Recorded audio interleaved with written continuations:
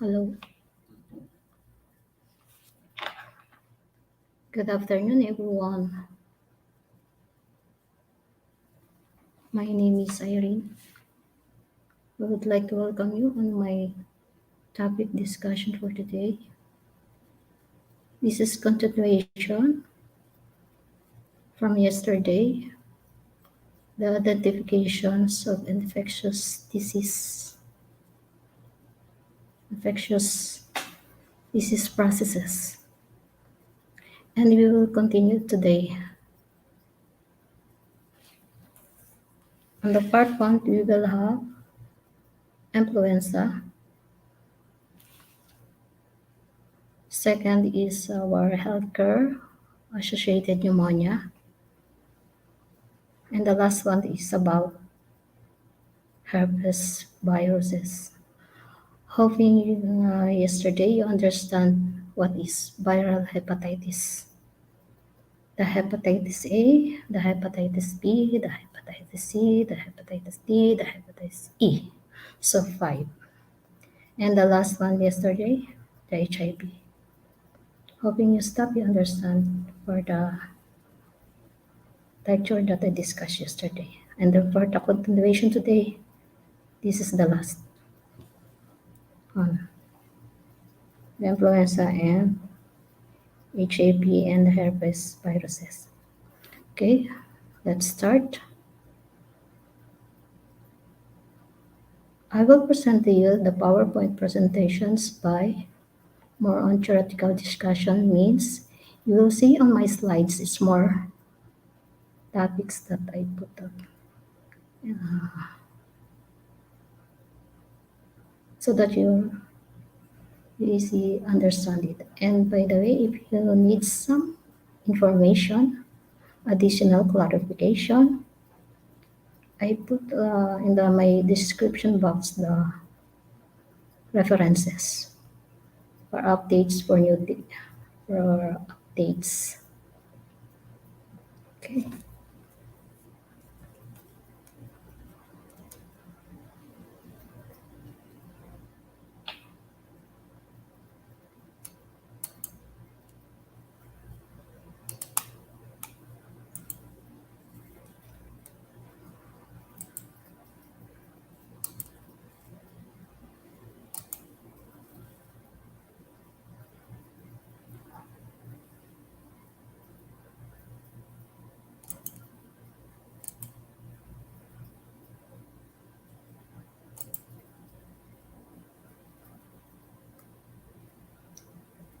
Let's begin.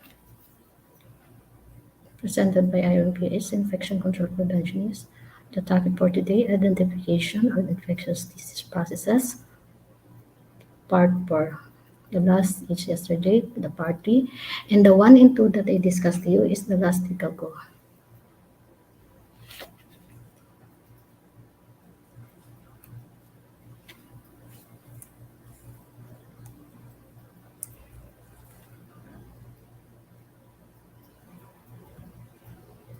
Part 1, your influenza. Okay. What is influenza viruses? They are responsible for acute respiratory illnesses during winter seasons in temperate climates.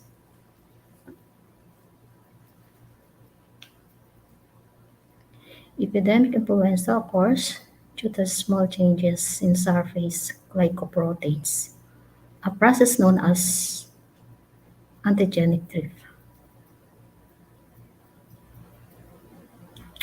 Large changes in those proteins known as antigenic shift and are responsible for larger pandemic influenza outbreaks.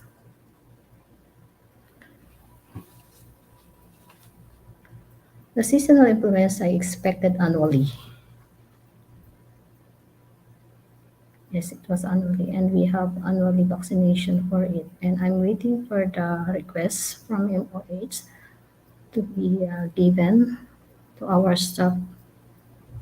Hopefully, it will come this month, and I will follow up again for that request. Annually.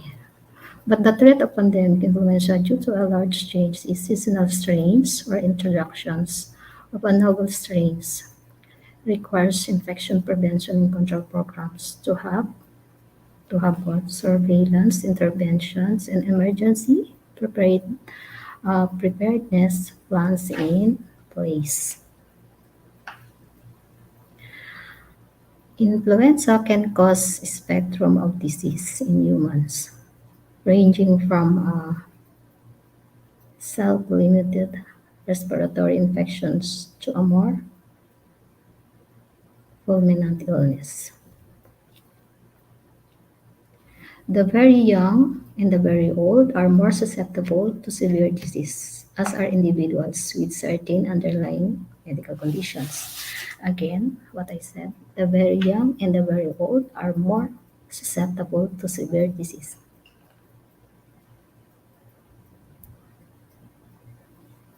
Several antiviral drugs are available for treatment of influenza, but vaccinations and respiratory etiquette are the primary control strategies.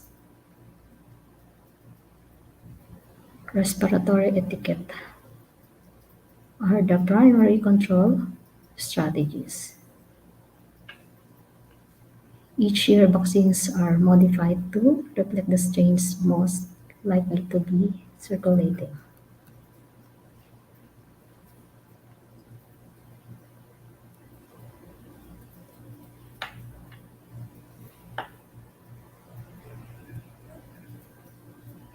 And we have a tips for influenza. It's a contagious respiratory disease transmitted from person to person, primarily via virus droplets. This is the mode of transmissions from person to person, primarily via virus droplets. Outbreaks of HAI, the healthcare associated influenza, can occur and affect both patients and healthcare personnel.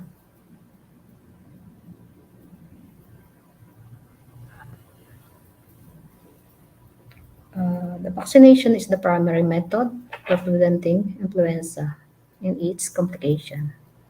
Again, vaccination is the primary method for preventing influenza and its complications. So, what I said, vaccine. It's important that you have vaccine taken annually. Healthcare personnel compliance with annual influenza vaccinations is an expected behavior to protect patients, staff, and families.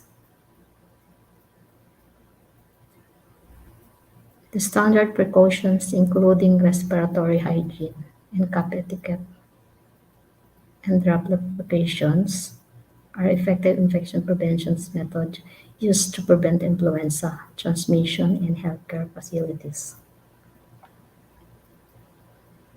Standard precautions, including the respiratory hygiene, cap etiquette, and droplet precautions.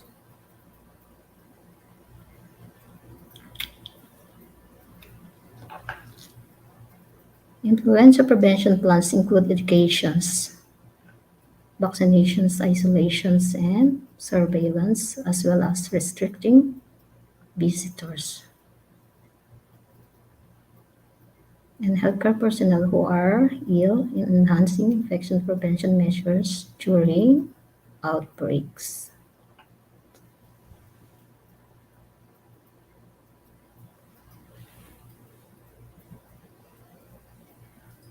Epidemiology. What is epidemiology? Study of diseases. Kung paano pag-aralan yung mga isang klase ng sakit. Ha? Influenza is primarily spread between individuals via respiratory secretions, the droplet spread.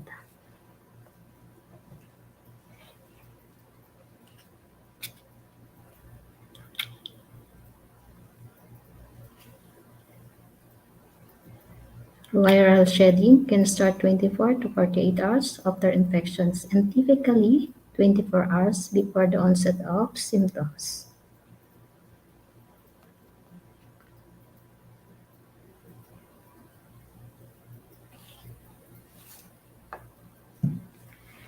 Uh, shedding normally persists 5 to 7 days, but can be 10 days or longer in children. And the immunocompromised, thus most adults are considered infectious from the day before symptoms begin until approximately 7 days after the onset of illness. I'll make it slow so that it can be understandable to everyone.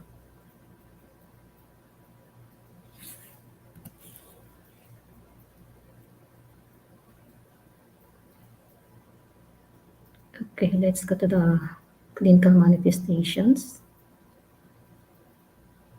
Can manifest in a variety of ways ranging from asymptomatic infection to prostration and more severe cases.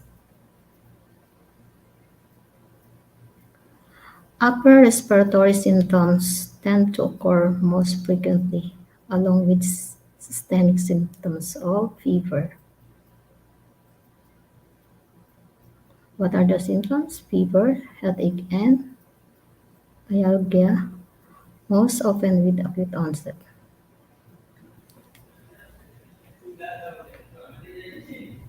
Although these symptoms are common in influenza, they are not specific for influenza since they are also common in other viral respiratory illnesses.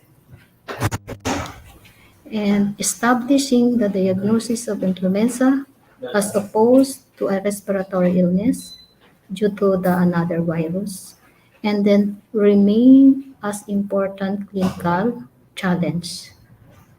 In addition to the typical manifestation described, the illness might present differently in young children, the elderly, and immunocompromised individuals.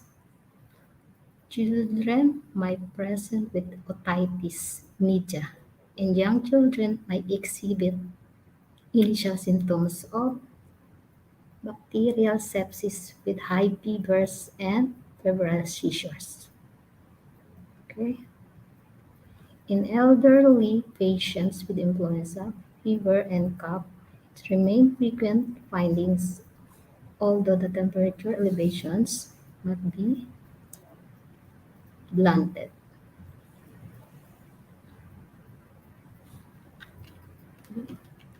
Let's go to the complications. Viral pneumonia. Influenza pneumonia is usually bilateral and unassociated with isolations of typical bacterial pathogens, although influenza virus may be isolated from sputum. The mortality can be high and treatment with antiviral medications is appropriate.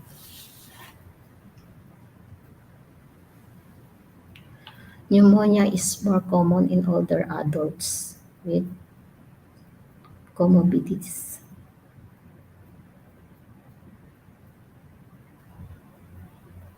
What do you mean by comorbidities? Huh? Which patient? Example is the patient is staying on bed. The patient with pneumonia are symptomatic longer than patients without pneumonia.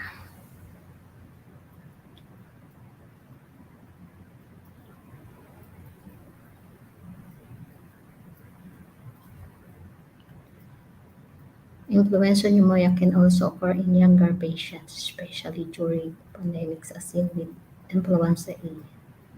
Studies from 2009 in a male age as low as 32 years was observed in one center.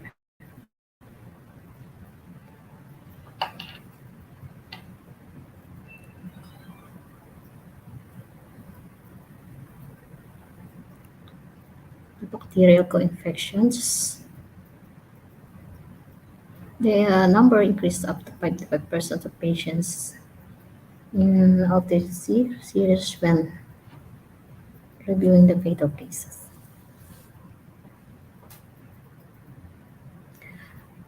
Bacterial pneumonia usually complicates influenza infections. How many days? 4 to 14 days after improvement in initial symptoms and presence with fever and productive cough. In severely ill patients, bacterial co-infection can develop as early as 5 days after the onset of influenza symptoms. Staphylococcus aureus is the most common cause of bacterial co-infection, in particular pneumonia. Closely followed, Streptococcus pneumonia and Streptococcus pyogenes. Other healthcare-associated pathogens have also been implicated in severely ill patients. Community-associated methicillin-resistant Staphylococcus aureus has been reported as the causative agent of severe necrotizing community-associated pneumonia and associated with influenza.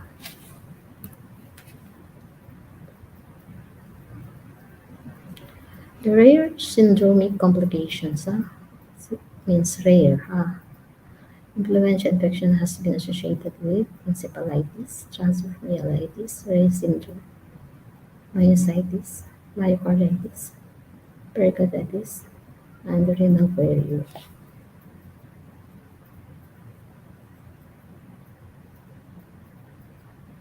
The identification of virus and the characterizations. Influenza viruses are divided into three categories, designated A, B, and C. So, the influenza what? They have three categories, A, B, and C. All three contain segmented single-strand RNA molecules. The influenza A virus are the most common clinical isolates. So, the influenza is the most common clinical isolates. And they are further subdivided by difference in two surface proteins, hemagglutinin and neuraminidase. 3H and 2N antigenic subtypes found for virtually all human infections. The most prevalent influenza A strains in humans in the last 30 years have been H3N2 and H1N1, if you remember. Influenza A strains are the predominant cause of pandemics. Again, influenza A strains are the predominant cause of pandemics.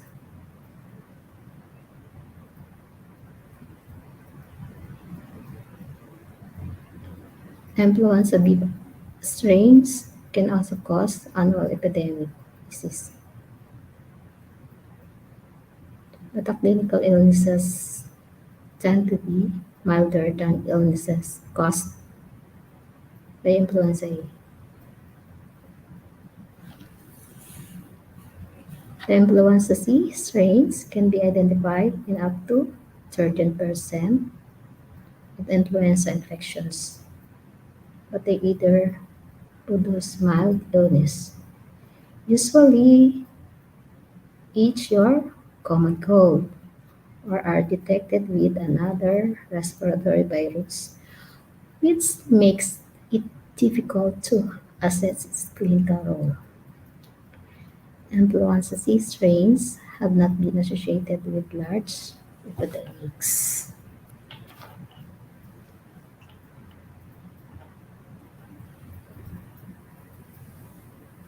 Diagnosis.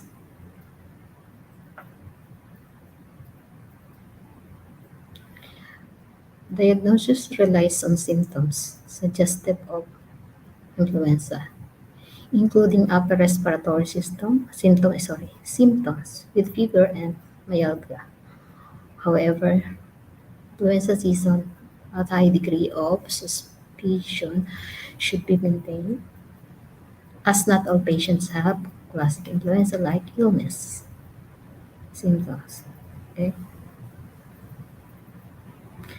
It's commercially available rapid influenza diagnostic tests are designed for antigen detections directly from nasopharyngeal swabs.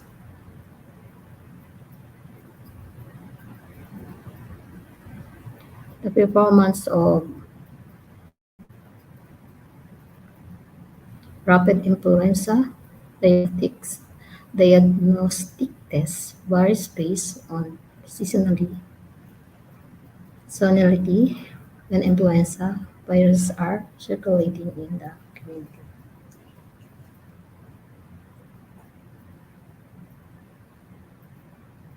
Influenza A and B viruses propagate well in tissue culture. Reverse transcription polymerase chain reaction, what's that? PCR. Increasingly, these were available for its high sensitivity and rapid turnaround time. RT-PCR has become it's the gold standard for the diagnosis of influenza. It's the higher sensitivity that culture and can also be used to differentiate between influenza types and subtypes.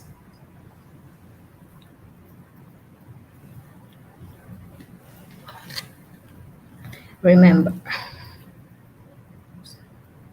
remember, if there is clinical suspicion of influenza infection in a hospital patient, then empiric treatment should be initiated. Only culture and PCR are sensitive enough to rely for ruling out influenza infection, and thus for removing suspected influenza patients from droplet precaution. What type precaution? Droplet. What's the color coded of our droplet here?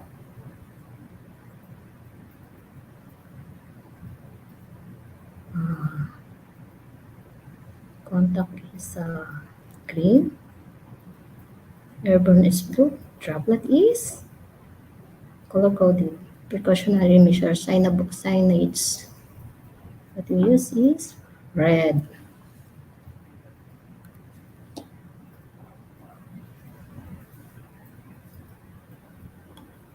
Most healthy outpatients with influenza will recover with supportive measures alone and do not require antiviral treatment. However, antiviral treatment should be initiated promptly in a patient who meets any of the following criteria: hospitalized, super complicated, high risk for influenza complications, age less than 2 or age more than 65 years old, then the immunocompromised, the pregnant, the morbid obesity, the chronic care facility resident.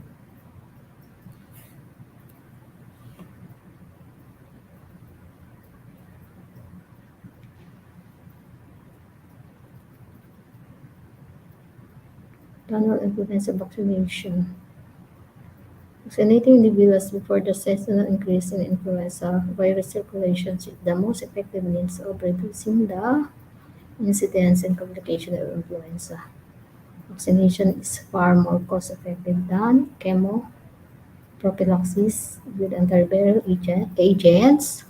Antiviral agents, but after exposure and the target groups,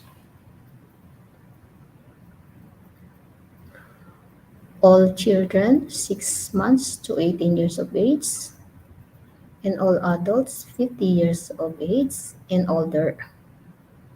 All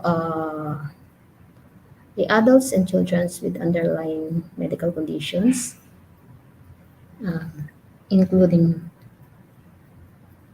cardiovascular, renal, pulmonary, metabolic, including diabetes, hematologic and neurologic disorders, morbid obesity, and children receiving long-term aspirin therapy who might be at risk for Reyes syndrome if infected with influenza.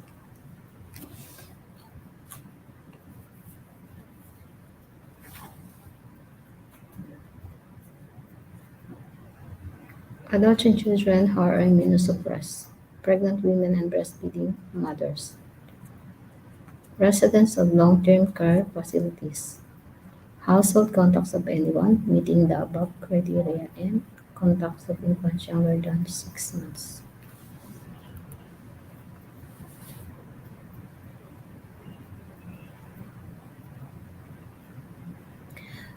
There are three formulation of influenza vaccine available. What are those? One, inactivated influenza vaccine. Two, your live attenuated influenza vaccine. And the last one is your recombinant influenza vaccine. Those are the three formulations of influenza vaccines available.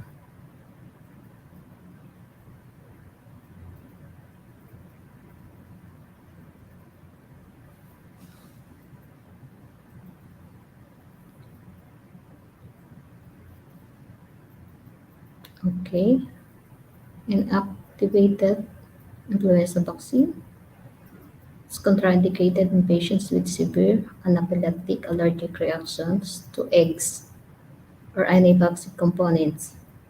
So it was contraindicated if the patient have severe anaphylactic allergic reaction allergic reaction to eggs or any vaccine components. The live attenuated influenza vaccine, it contains live virus that has been altered so that it survives only at the cooler temperatures in the nasal mucosa.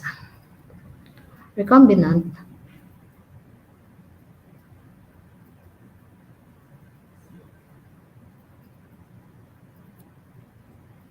differs from it differs from inactivated and live attenuated. It composed of three recombinant hemagglutinin for influenza A and B rather than live attenuated or inactivated virus.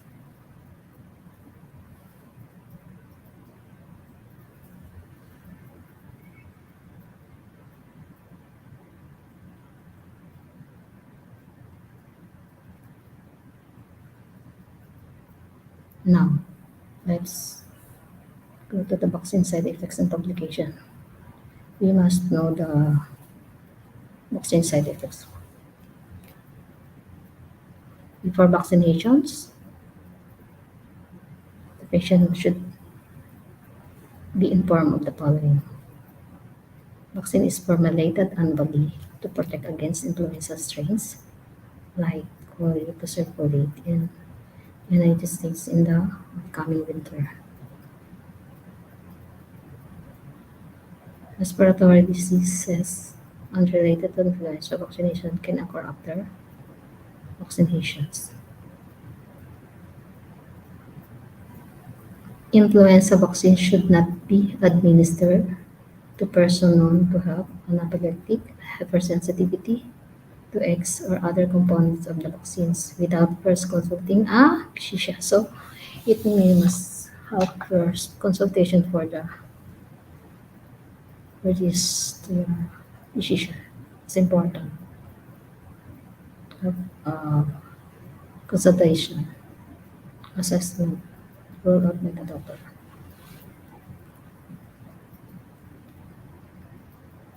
Antiviral chemoprophylaxis.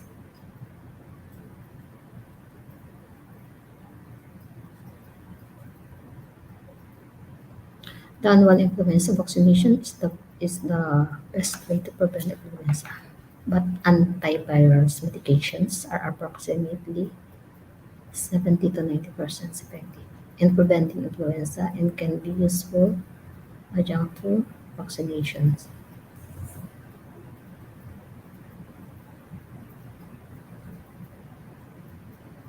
The routine chemoprophylaxis is not recommended to avoid the development of resistance, but there are specific situations in patients that would benefit from chemoprophylaxis. The chemoprophylaxis with antivirals is recommended when there is a respiratory outbreak of influenza among high-risk persons in institutional settings like nursing homes. Unvaccinated healthcare practitioners only require 2 weeks of treatments. Again, unvaccinated healthcare practitioners only require 2 weeks of treatment after receiving the vaccine. Other scenarios in which antivirals can be considered include post-exposure prophylaxis in patients or healthcare practitioners at high risk of complications from influenza who are not able to receive the vaccine. Okay.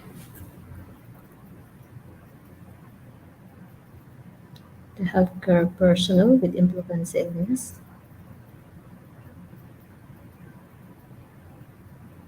all personnel who develop signs and symptoms of upper respiratory infections should be restricted from patient care activities until they have recovered.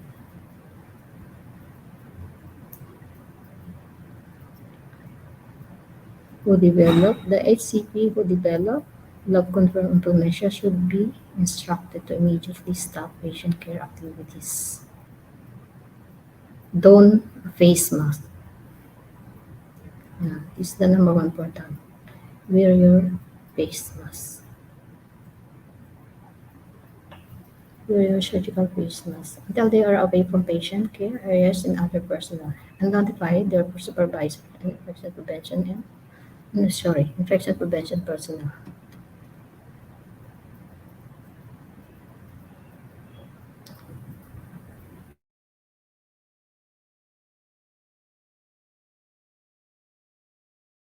Have fever, whichever is longer. If cough and sneeze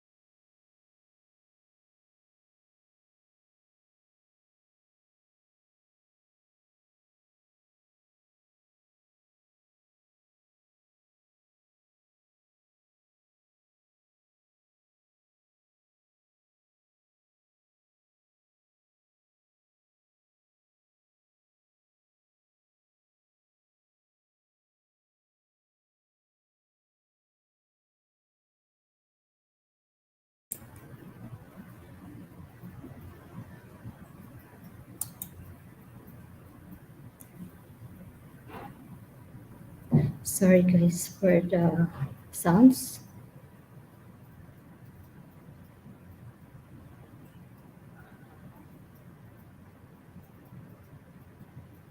For bacterial pneumonia, hands shall be washed after contact with mucous membranes, respiratory secretions, or objects contaminated with respiratory secretions. Before and after contact with a patient who has an endotracheal or tracheostomy tube in place. Any of respiratory device that is used for the patient. Patients and equipment or devices used for respiratory therapy, pulmonary function testing, or delivery of inhalation anesthesia shall not be routinely cultured.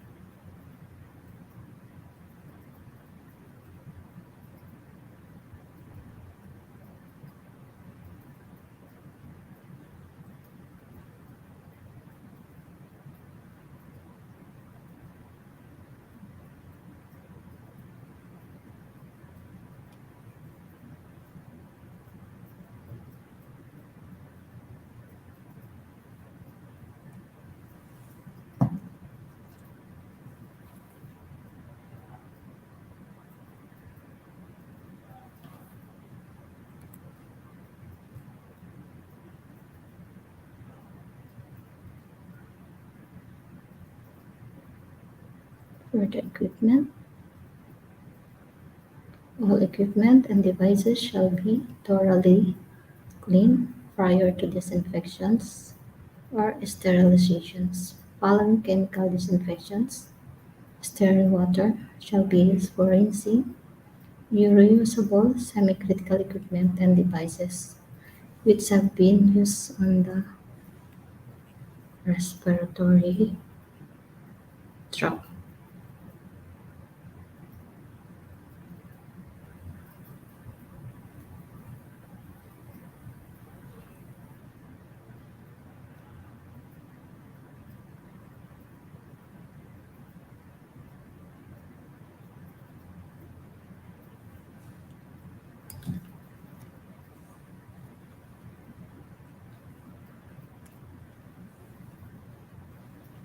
Ventilator circuit shall not be routinely changed more frequently than every 48 hours unless indicated.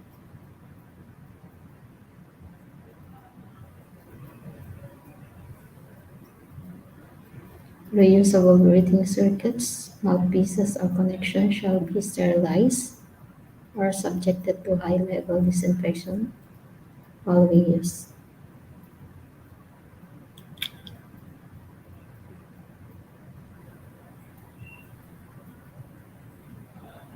Sterile water shall be used to fill the reservoirs of devices used for nebulization.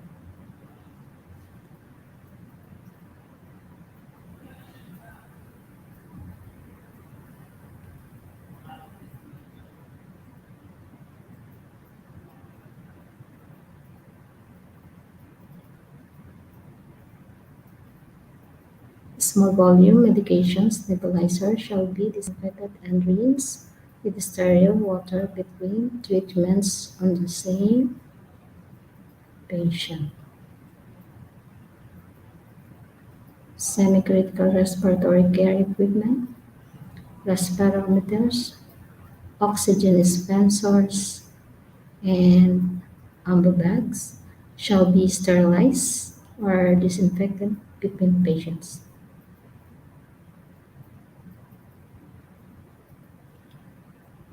Note: for additional information, and devices associated with increased risk for pneumonia. Refer for the attachment A.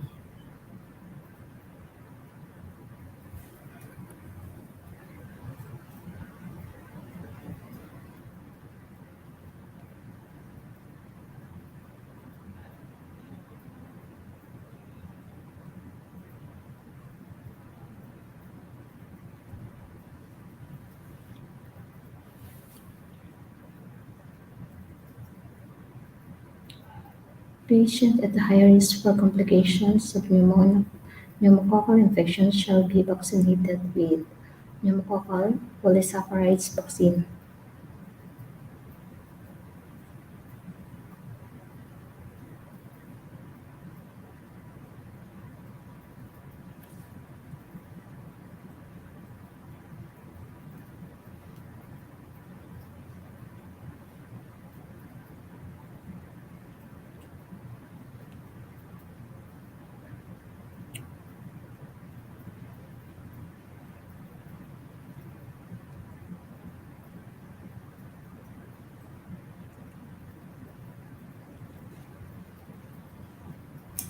Persons of 65 years of age or above, adults with cardiovascular diabetes mellitus, alcoholism cirrhosis, children and adults with immunosuppression, functional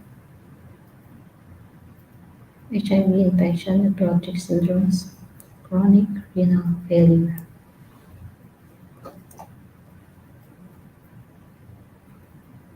Tracheostomy shall be performed under sterile conditions. Enteral tube feeding shall be discontinued in devices such as endotracheal, tracheostomy, and enteral tubes shall be removed from patients as soon as the clinical indications for use are resolved. If there is no contraindications to the maneuver, the head of the bed of a patient at high risk of aspiration pneumonia, a patient on a ventilator who has an enteral tube in place, shall be elevated at what angle? 30 to 45 degree. Okay. The appropriate placements of the feeding tube shall be verified. This is what is pulmonary aspergillosis. High-risk patients as those with prolonged severe granulosal leukemia,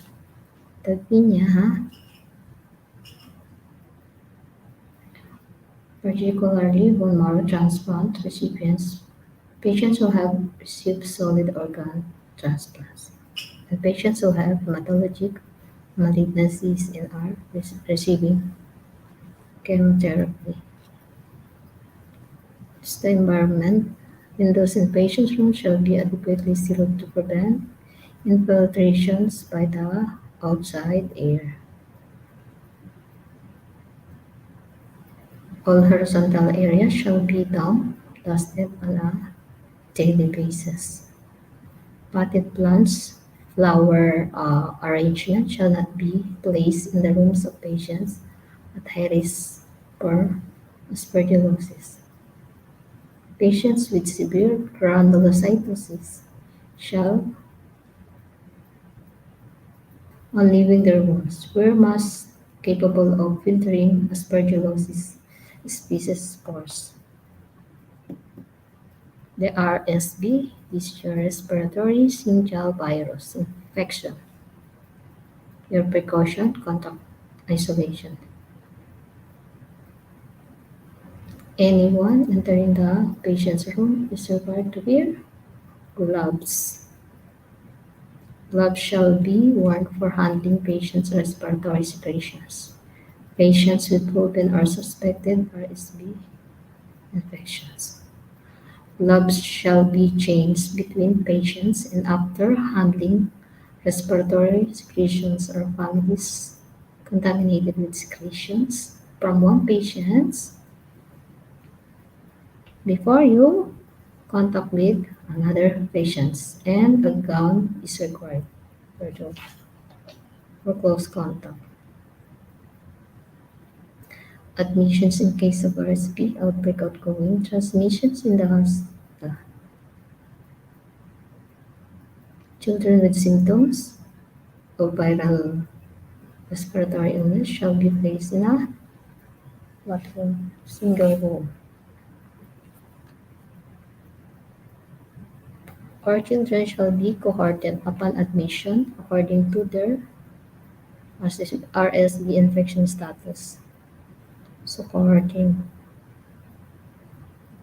means you can combine patients with same type of diseases or diagnosed in the same room, assuming the cohorting. Personnel shall be cohorted as much as in practical.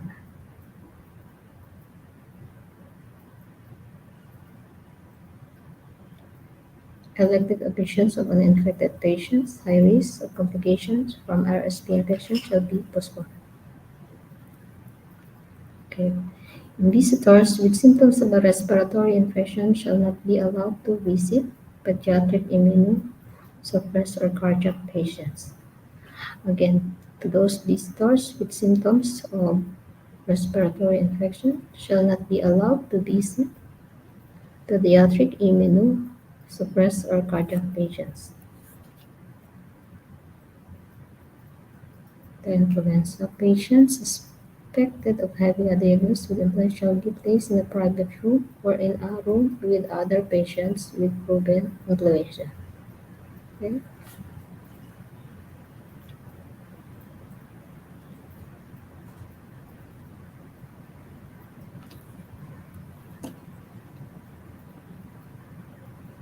When an age healthcare associated outbreak of influenza A is suspected or recognized, amantadine or rimantadine or effective antivirals shall be for administered for prophylaxis to unvaccinated staff members on the involved unit, providing it is not medically contraindicated. If the vaccine has recently been administered to susceptible patient, personal prophylaxis shall be continued until 2 weeks following vaccination. This is the last, the part 3. Last topic for today.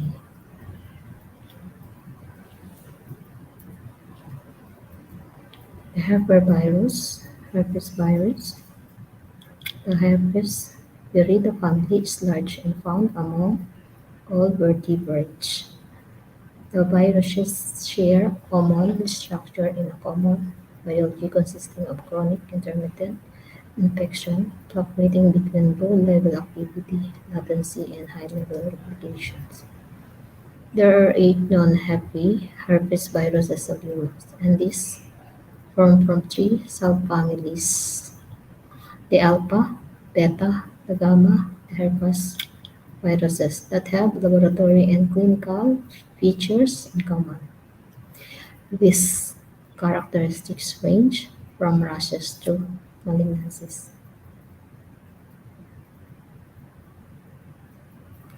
The herpes viruses are a family of 8 DNA viruses that initiate acute chronic and latent infections of the skin, epithelial cells, lymphocytes, and neurons. These include herpes simplex type 1, type 2, type 1 herpes simplex, type 2 varicella zoster virus, Epstein-Barr virus, cytomegalovirus, human herpes virus, and 6 human herpes virus, and 7 human herpes virus 8.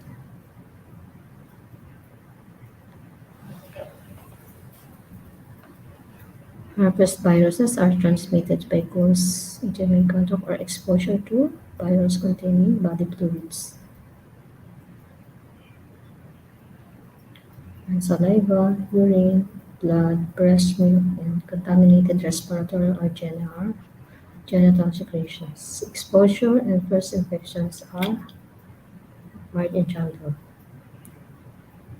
And herpes virus as a prepared tissue target, but infections usually present as generalized or local infections of male age in children, healthy adults, and immunocompromised patients. After initial infections, latency may be established in tissues or neurons and reactivate in its response to stress, infection medications, and later surgery.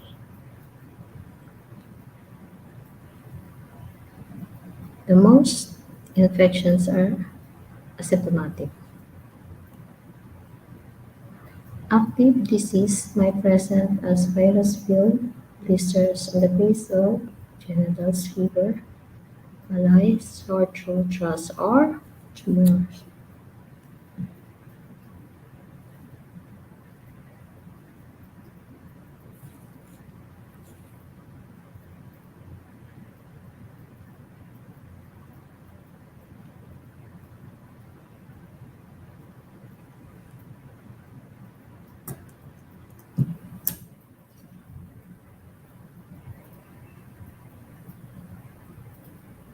First, herpes simplex virus type 1 and type 2.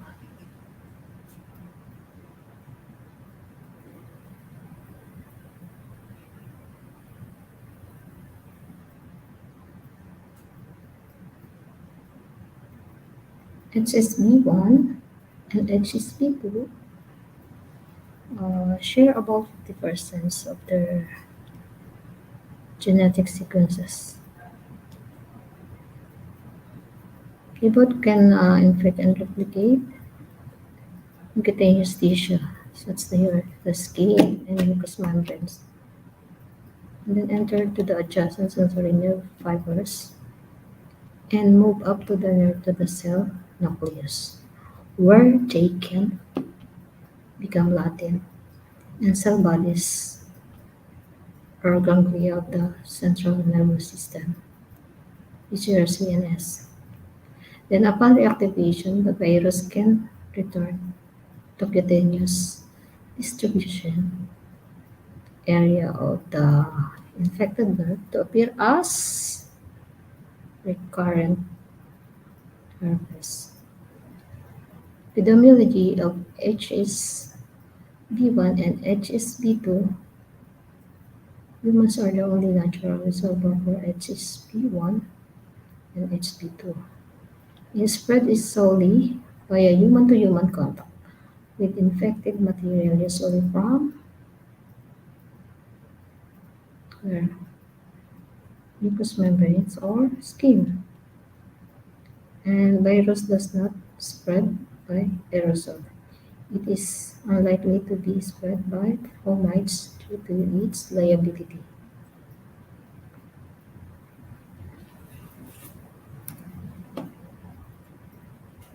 Clinical disease with HSV1 and HSV2.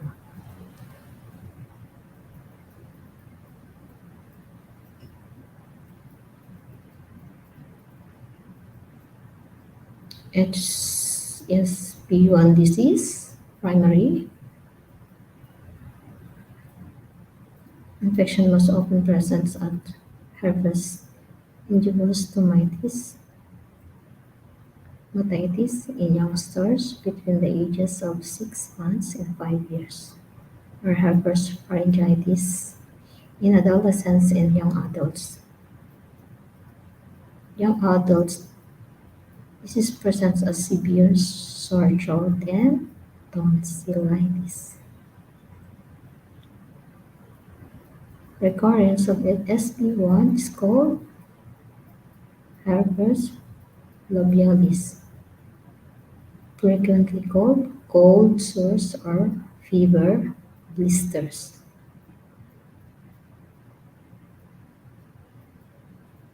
And presence with a prodromal tingling or burning, followed within 6 to 24 hours by a cluster of vesicles or red papules at the ganglion border of the lesion. vermilion border of lips or adjacent skin on the face.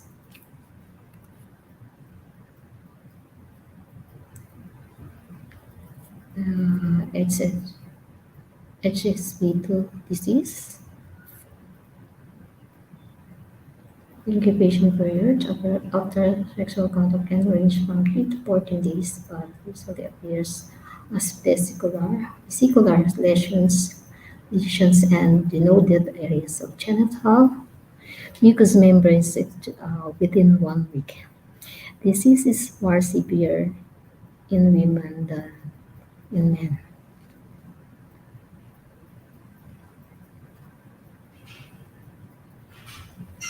And symptoms include local pain, burning, tenderness of the involved areas, urethritis, constitutional symptoms of fever, headache, and malaise, and avian meningeal symptoms. Recurrence of HSV2 infection can appear as a asymptomatic infection or as a painful cluster or vesicles in a localized area innervated by the prudential nerves. The clinical syndrome after HSV1 herpes genitalis is similar to that HSV2 but with less recurrence.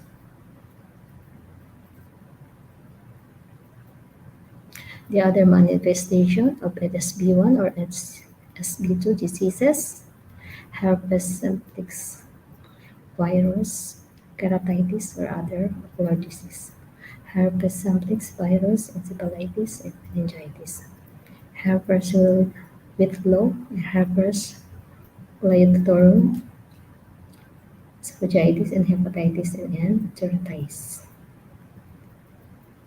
Enteritis, neonatal herpes, and eczema herpeticum. I mentioned this more on medical words from the books.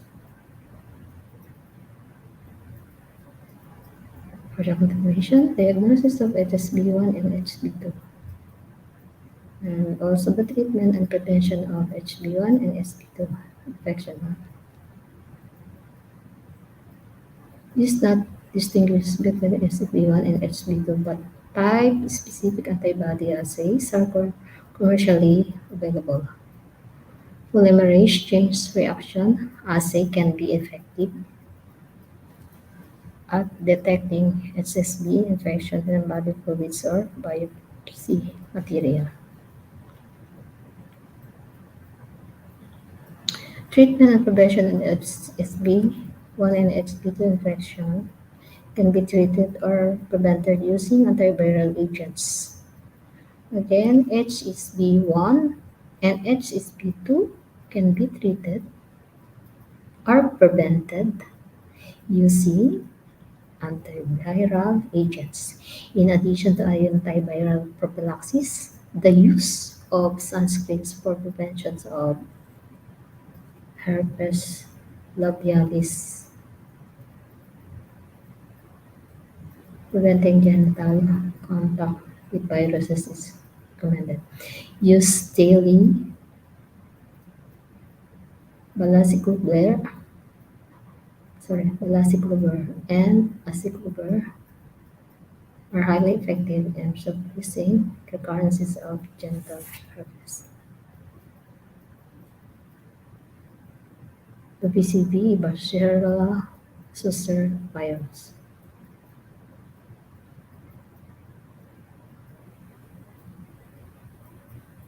Varicella zoster virus prepared for plasma obtained from healthy volunteer.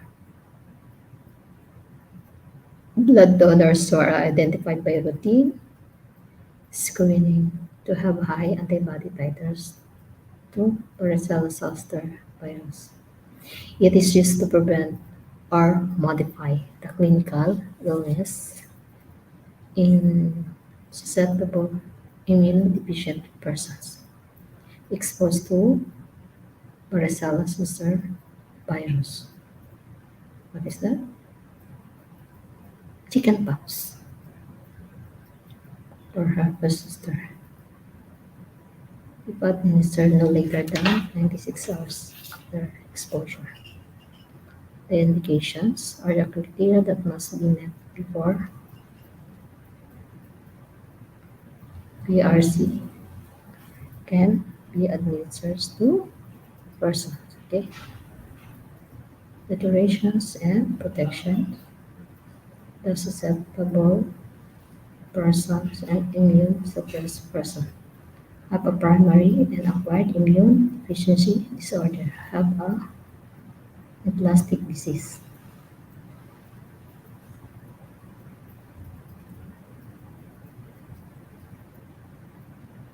It shall be administered intramuscularly as directed by the manufacturer.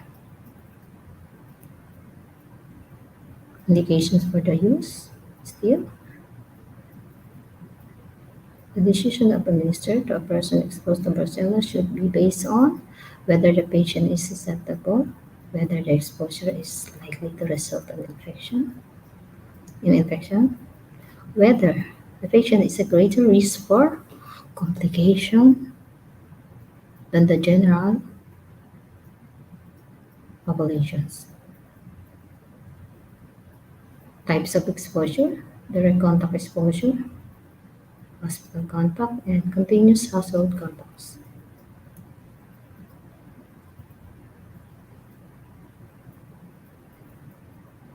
The varicella and two per bedroom or adjacent beds in large ward. Face-to-face contact with, sorry, with an infectious staff member or patient, or visit by a person deemed contagious. The sister, intimate contact, touching or hugging with a person deemed contagious. In newborn infants, onset of varicella in the mother 5 days or less before delivery or within 48 hours of delivery.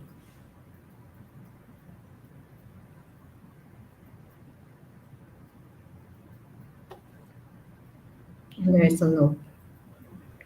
IgIV is not indicated if the mother has sister. Candidates for varicella or acid cover provided significant exposure has occurred. The immunocompromised children without history of varicella or varicella immunizations. The pregnant women without evidence of immunity. The immunocompromised adolescents and adults without evidence of immunity. Notes, varicella immunization should be delayed until 5 months after varicella's DIG administration. Varicella vaccine is not needed if the persons develop varicella after administration of varicella.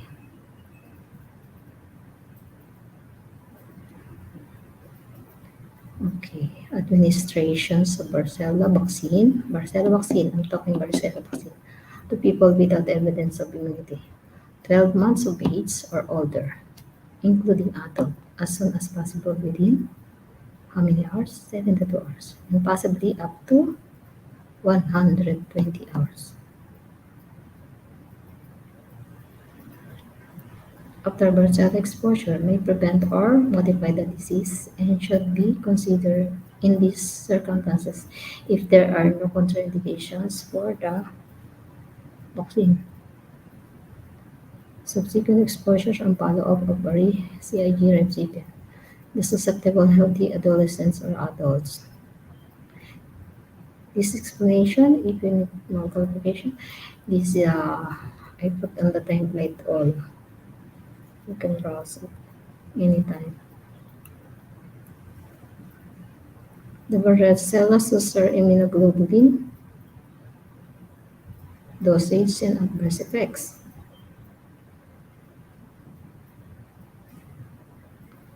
The varicella zoster immunoglobulin dosage and adverse effect. Supplied in 125 unit vials. The recommended dose 125 minutes per 10 kilogram. I encountered these questions in the on my reviewer for CBIC. The recommended dose of body weight up to maximum 625 units. The minimum dose is 125 units.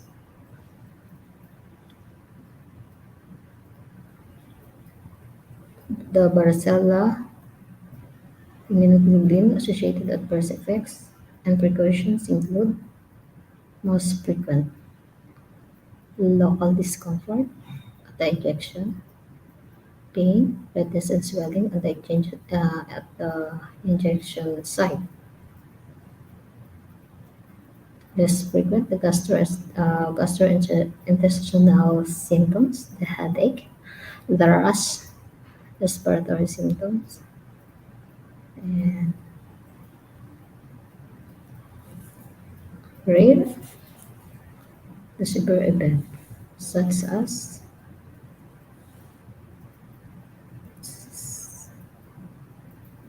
the cytomegalovirus, the nature of human cytomegalovirus, and the clinical syndromes of cytomegalovirus infection. The congenital include your congenital infections. Number 2 is cytomegalovirus, mononucleus, and hepatitis.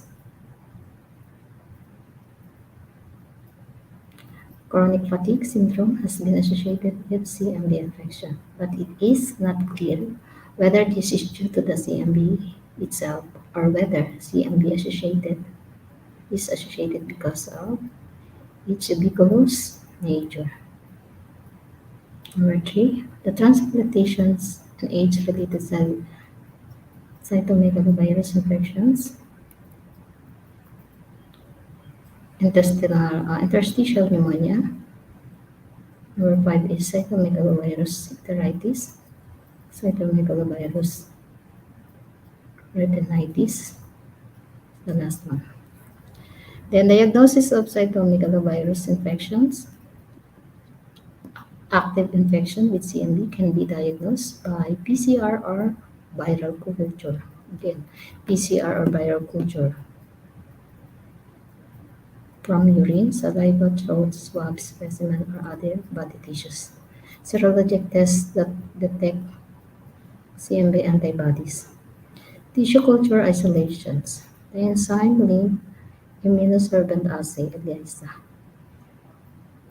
Indirect hemaggglutinations and latex agglutination also available.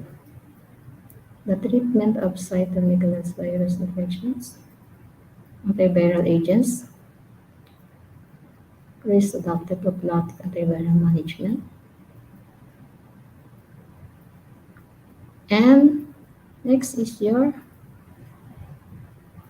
EVR, the Epstein-Barr virus. This is your gamma herpes virus, meaning that the virus can cause both lytic and non-lytic infection, and more importantly, can maintain itself in long-term chronic active infections. Its ability to induce cell replications contributes to its oncogenicity.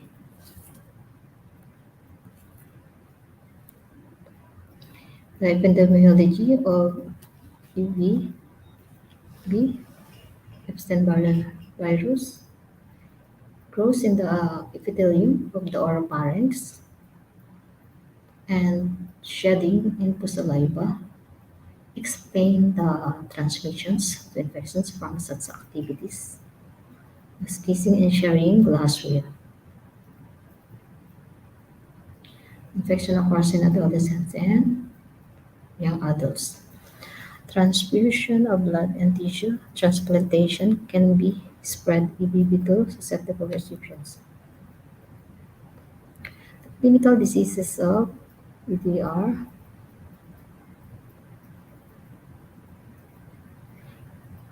In the immunosuppression, unlike the immunological healthy person, in whom the T lymphocytes response contributes the mononuclear element to the hematologic findings.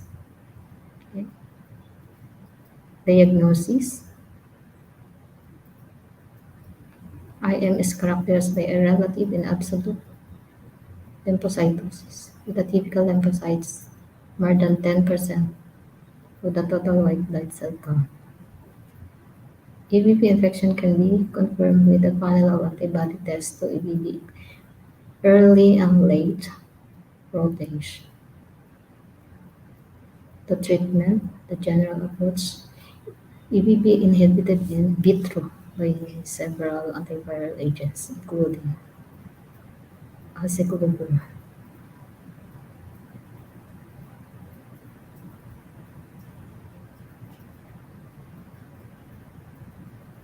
and foscarnet, penicillin, and interferon. However, only oral healing leukoplakia responds effectively to aciclovir. Human herpes virus 6 and human herpes virus 7. So we have differentiation. They are both classified in genus Rose colovirus, both are beta hyper herpes viruses, and both are distinct viruses based on their genetic composition. The two viruses considered together here because of the similarity of these presentations and epidemiology.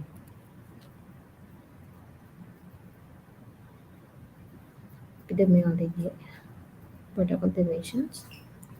So it's like these viruses.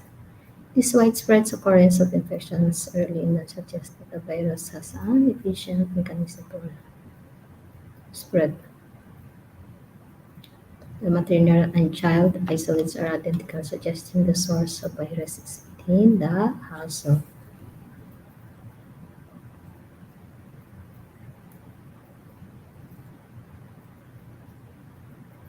The clinical features of infection is primary infections. You have laboratory diagnosis and treatment of HSD6. The diagnosis of HSD6 infection can be made by virus isolations from blood, PCR assay, and clinical specimen and serologic tests for antibody. In treatment, HSP6 is susceptible to ganciclovir and foscarnet.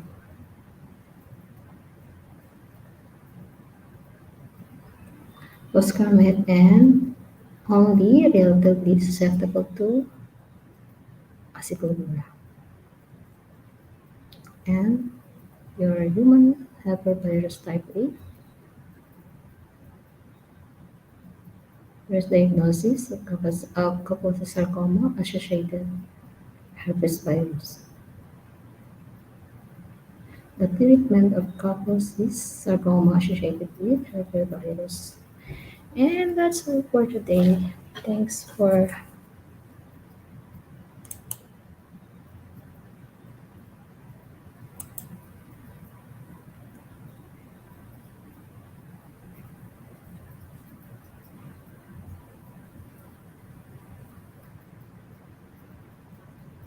Mhm.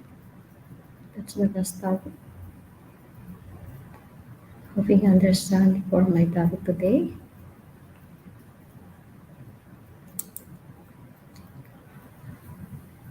Hoping you understand what I discussed today itself.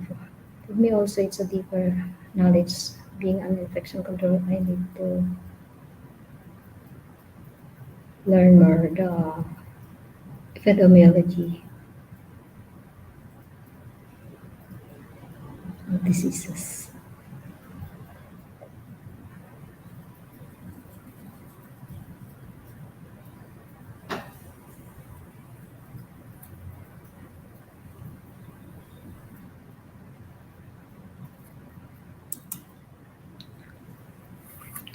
It's a long discussion, and this is the most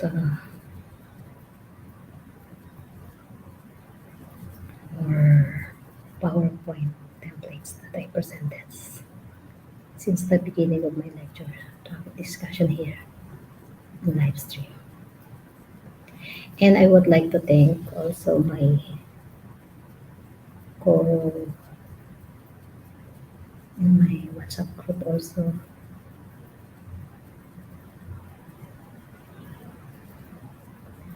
my co-infection prevention control team who helped me out to be able to complete these templates, for helping me out also for updating my topics.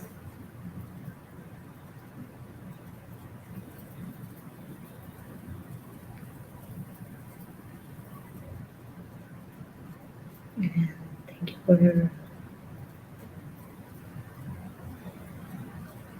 for the continuous support.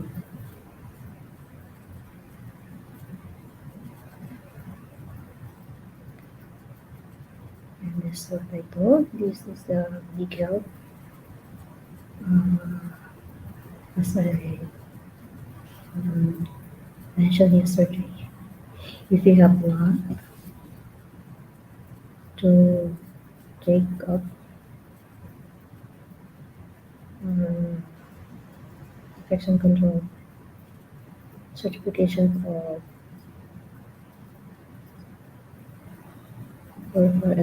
board for infection control, CBIC, which is for CBIC. This is additional knowledge, additional information, and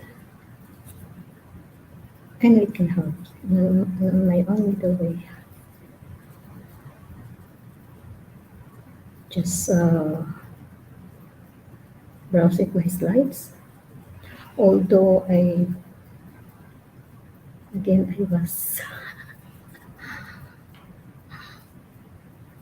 think my connection again. But good that I'm back. I'm back because I changed the connection. And see you again on my next topic discussion. Next, uh, if on Thursday, yes, Thursday, same time, will be part that I told you before on my co-department team. We will present on hopefully on Thursday.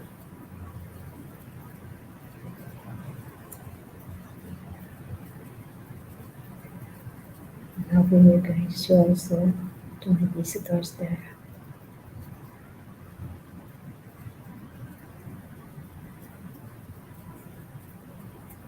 Thank you for attending.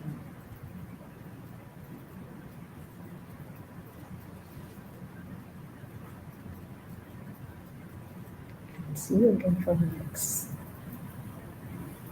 presentations, topic discussion. I will continue giving you to share my experience regarding infection control.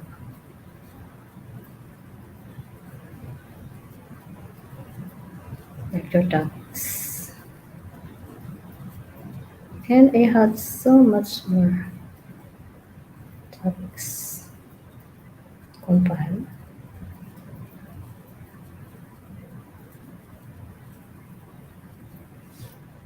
and I will share a post to you.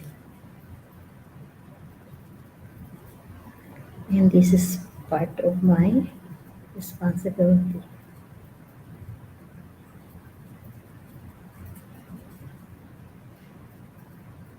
giving information freely to all my visitors, patients, family, and friends. Thank you for watching. See you on my next presentations.